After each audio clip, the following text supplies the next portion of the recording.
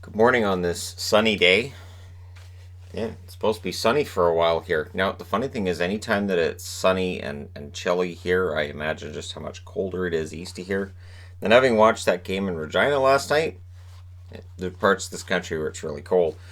All right, first up today, starting at 4 o'clock Eastern, so starting about 3 hours from now, from when I'm recording this, is Florida in against these guys, the Edmonton Oilers. Florida Panthers 4-2-4. So again, this depends on how positive you are. If you're a positive person, you'll say they've only lost 2 in regulation. If you're a negative person, you'll say they've only won 4 games out of 10. On the Edmonton side, they're 8-2-1. If you're a positive person, you'll say they're 8-2-1. If you're a negative person, you'll say they're 1 game removed from going 2.5 games without a goal. So there you go. It all depends on how you see it. Huberdeau's the leading scorer for Florida with 5 goals, 7 assists. Barkov, 12 assists. He's decided no goals this year. I'm going to do everything with assists. And I'm going to be the most respected player in the league just through getting about 100 assists this year. Achari, 3 goals, 0 assists. He's scored key goals for the Florida Panthers. And Dryden Hunt, 3 assists. There's some talent there. We're just waiting on that first goal for the season. Very interesting year that they've been having, those Florida Panthers. All of their games are crazy, so I expect a crazy one this afternoon. On the Edmonton side, McDavid, 6 goals, 14 assists. He's the leading scorer for the Oilers, of course. Draisaitl, 8 goals and 11 assists. And on the other side of things, Kassian, 3 goals, 5 assists.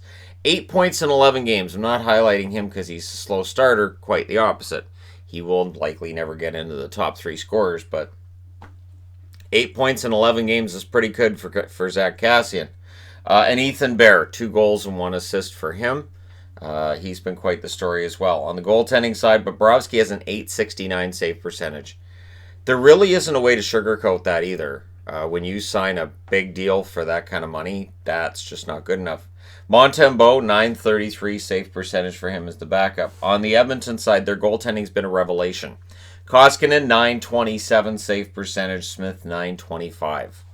So if you're an Oilers fan, you know that the goaltending's been very good. The defense has been very good in front of that goaltending as well. Next up, St. Louis. This one starts an hour later. They're in against Detroit.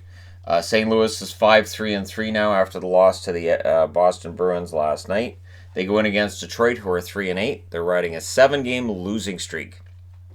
This has just been a miserable start to the season. Miserable October for Detroit. And that's after a really promising start, too. Leading scorers, Braden Shen, 8 goals, 3 assists for St. Louis. Vlad Tarasenko, 3 goals, 7 assists. He, of course, is out. On the Detroit side, Mantha, 7 goals, 4 assists, and Bertuzzi, 4 goals and 6 assists are your top 2 scorers for that team. On the other side of the scoring sheet, we could say, I guess, I don't know, the scoring leaders list. Falk, 4 assists since coming over from Carolina. And Alexander Steen, 3 assists. He is purely at this point a support guy and character guy and not an offensive forward. On the Detroit side, Helm, surprisingly with 4 goals. He has 0 assists to go with it, but the 4 goals are a bit of a surprise. Patrick Nemeth with 2 assists as a Red Wing. On the goaltending side of things, Binnington, .916 save percentage. He started yesterday, so they'll go with Allen, won't they? Allen has an .849 save percentage. That's got to come up a little bit for him to avoid talk about, well, just really negative talk about Jake Allen. Really negative talk. On the Detroit side, Jonathan Bernier, .902 save percentage. Jimmy Howard, .901 save percentage. Their goaltending's been fine. Just everything else has been a disaster so far for Detroit. This is looking like a really long season for them. Next up, San Jose and against the Ottawa Senators. This one starts at 7 o'clock Eastern, 4 o'clock Pacific, so a more normal time for the start of a hockey game. 4-6-1 is the record for San Jose. 2-7-1 is the record for Ottawa. We expected Ottawa to be bad. We did not expect San Jose to be sitting 2 games below 500, 11 games into the season. So for San Jose, they will continue this attempt to dig their way out of this mess they got themselves into early, and they have a team that looks like they should be amenable to that kind of thing, because Ottawa's amenable to almost anything except winning. Hurdle, 3 goals, 7 assists. Burns, 2 goals, 8 assists. They don't have anybody with a point per game over 11 games. So while Evander Kane's put up some good totals, he of course missed those first 3 games of the year. Barclay Goodrow, 3 goals for him, no assists. And Melker Karlsson, 1 goal, 1 assist. So that's on the other side of the scoring. For the Ottawa Senators, Chabot, 1 goal, 7 assists. He's their leader now. Connor Brown with 8 assists. He's kind of doing what Barkov's doing, just less. It's very similar. Nikita Zaitsev, 2 assists since going to Ottawa. And Brandstrom does have 1 assist so far this season. We're waiting to see him take that next step. And again, I do wonder, does playing him if he's not quite there yet hurt his development, or is this just going to be who he is? Is he never going to be a big point-scoring defenseman? On the goaltending side, Martin Jones with an .893 save percentage. Pained me to put that on the board last night. Dell, 906 save percentage. Aaron Dell is above 900. Good job. On the Ottawa side, Anderson, 901 save percentage. Anders Nilsson, 919. So the inconsistency of Nilsson has started showing. That 919 will likely come down some more, but he's really good when he's playing well. And Anderson, he's definitely on the back 9 of his career, so I would be tempted to just keep throwing Nilsson in there and make him the starter. Personally, just me, just saying. Next up, Philadelphia, the Flyers. These guys are playing at 7 o'clock Eastern, 4 o'clock Pacific as well. They're in against the New York Islanders. The Flyers, 5-3-1 now. And the Islanders, 7-3. The Islanders on a nice long winning streak. The Flyers have dug their way out of a hole they were in early in the season, so here we go. Konechny, 5 goals, 7 assists for him to lead the Philadelphia Flyers. Lindblom, 5 goals and 2 assists for him for 7 points. Sean Couturier, 2 goals and 3 assists. He hasn't quite been Sean Couturier yet, but he's getting there. And Scott Laughton with 3 assists for the Philadelphia Flyers. On the Islanders side of things, Brock Nelson, 4 goals, 5 assists. Matthew Barzal, 4 goals, 4 assists. And Josh Bailey with 4 goals, 4 assists as well.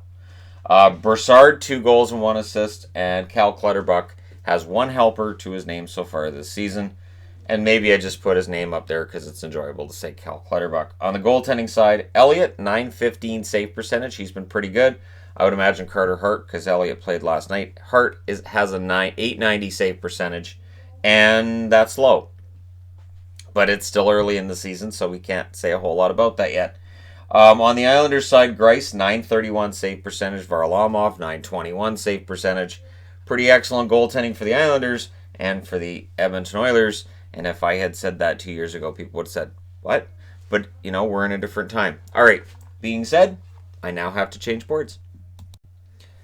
All right, also starting at 7 o'clock Eastern, 4 o'clock Pacific. We've actually got a bunch of stuff starting at 7 o'clock Eastern.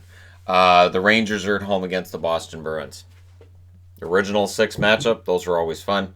Boston 7-1-2. The Rangers are 3-4-1. The Rangers trying to do, like I mentioned with San Jose earlier, recover from that slow start they've had. Pastrnak, what a story this guy is, 11 goals, 7 assists. I don't talk it up much because I cheer for Boston, so I just don't talk it up much. I just let his stats speak for themselves. Marchand, 5 goals, 10 assists. That's 15 points in 10 games for Marchand. That won't make people happy either.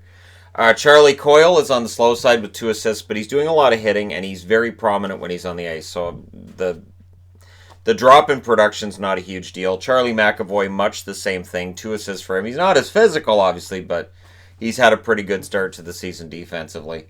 On the Rangers side, Zibanejad, 4 goals, 7 assists, so he now has 11 points in 8 games.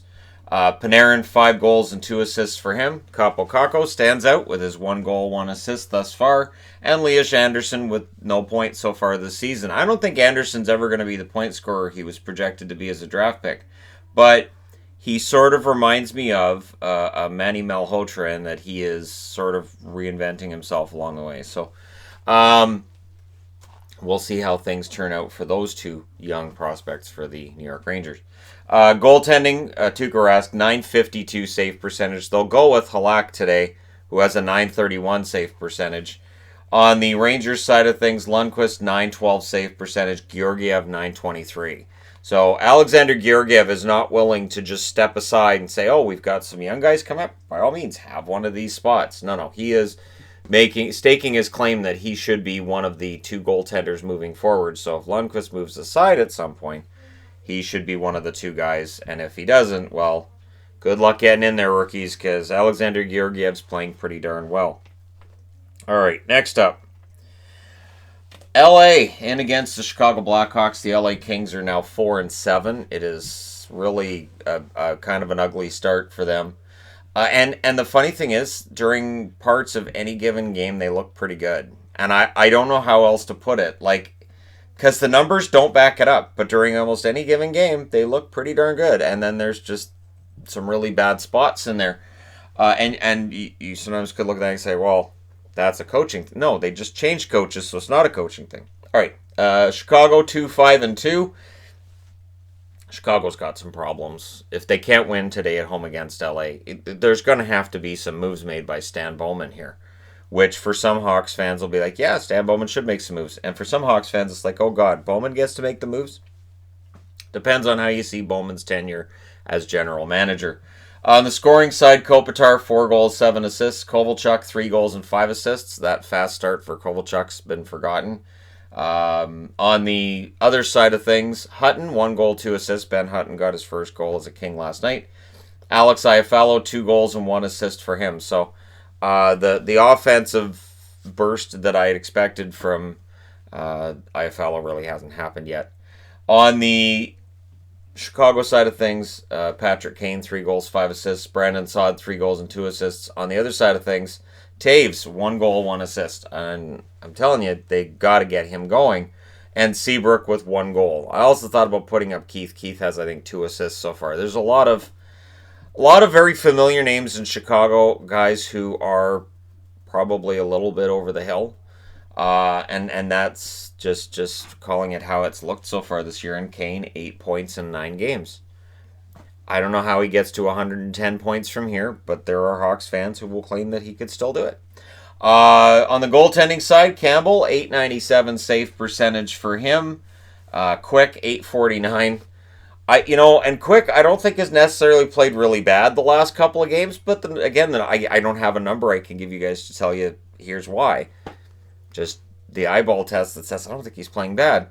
On the Chicago side, Crawford, 888 save percentage. Leonard's got a 922 save percentage. So for anybody who wants to complain about Robin Leonard, the numbers don't back that up at all. The numbers would point out he's played better thus far than Crawford if you go by the numbers. So, yeah, we'll see how that goes for them. And last but not least, the thing to resistance, starting at 5 o'clock Pacific, meaning there's nothing playing really late tonight. 8 o'clock Eastern, the Anaheim Ducks in against the Vegas Golden Knights. So for Vegas, they're 7-5. For Anaheim, they're 7-5 as well. Keep in mind, if you're of the mind that, well, Vegas has got injuries, so they'll be fine after. Fine, but there are other teams in the league that have injuries as well. Basically almost all of them. And so for Anaheim, they get to come in off of a win over Colorado and try to build on that against a division rival who they are tied for in points, and they could move ahead of with a victory today. Silverberg, 6 goals, 3 assists for him. Lindholm, 9 assists for the Anaheim Ducks. On the slower side of things, Grant, 1 goal, 2 assists, but Derek Grant's not a offensive forward so much, and he's been very useful for them. And Troy Terry with 1 goal thus far this season for the Anaheim Ducks. On the Vegas side, Stone, 6 goals, 8 assists. He's been as advertised. Pacioretty, 2 goals, 8 assists. And William Karlsson, 2 goals, 8 assists as well. Cody Glass, not talked about a lot in the rookie class, but he is doing well. 2 goals, 4 assists for him. And Braden McNabb, 1 goal and 1 assist so far this season. Goaltending, it's a tale of two cities on this one. Gibson, 927 save percentage. He'll play tonight because Miller played last night. Miller now has a 929 save percentage. Yeah. On the Vegas side, Fleury has a 930 save percentage. I would expect him in net because they've already used 4 goalies. Subban has an 857 save percentage. Dansk an 838. and Sparks an 857. So I would expect that we'll see Fleury tonight. I'd be very surprised if we don't. And yeah, there you go. You guys are all set for tonight's action. Let me know your winners, all that other wonderful stuff in the comment section below. Don't forget to hit like and subscribe if you're browsing your way through. You're just tapping upon this video. And it should be some fun action. And again, it'll be done early today. So let me know your thoughts, and I'll talk to you again soon.